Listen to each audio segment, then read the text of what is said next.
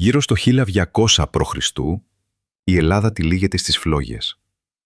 Μυκίνες, Πύλος, Τύρινθα, Θήβα, ακόμη και η Λακεδαίμον, η γη του Μενέλαου και της Ελένης, γίνονται στάχτη. Όλα, σχεδόν την ίδια στιγμή. Ποια δύναμη μπορεί να γκρεμίσει ολόκληρο τον κόσμο των ηρώων? Ο Όμηρος μας μίλησε για έναν πόλεμο. Για βασιλιάδες που ένωσαν τις δυνάμεις τους. Για την ωραία Ελένη. 10 χρόνια στα τείχη της Τρίας. Μα ίσως αυτή να ήταν μόνο η ιστορία που έμεινε. Τα θεμέλια του μικηναϊκού κόσμου είχαν αρχίσει να ραγίζουν. Ξηρασίες χτυπούν τη γη. Σεισμοί ραγίζουν τα τείχη των ανακτόρων. Πειρατές και λαοί της θάλασσας λαιλατούν τις ακτές. Το διεθνές εμπόριο καταρρέει. Και χωρίς προμήθειες και πλούτη, οι βασιλιάδες δεν μπορούν να συντηρήσουν τους στρατούς τους.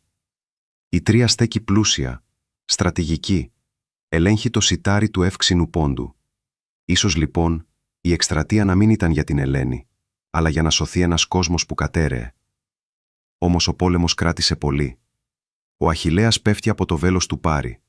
Ο Οδυσσέας επιστρέφει και διώχνεται από την Ιθάκη, κυνηγημένος από τους συγγενείς των νηστήρων. Ο Αγαμέμνονας δολοφονείται την ημέρα που πατά ξανά το χώμα της πατρίδας του. Ο Διομήδης, ο Ιδομενέας, ο Νέστορας. Κανείς δεν βρίσκει τον κόσμο του όπως τον άφησε. Οι μύθοι μιλούν για θεϊκή οργή και κατάρες. Η ιστορία βλέπει κάτι άλλο. Την πτώση των μικηναϊκών ελίτ, την κατάρρευση των βασιλείων τους και την άνοδο πληθυσμών που ζούσαν στις παρυφές, χωρίς παλάτια, χωρίς εξάρτηση από το εμπόριο. Αυτούς η παράδοσή τους ονόμασε δωρεείς.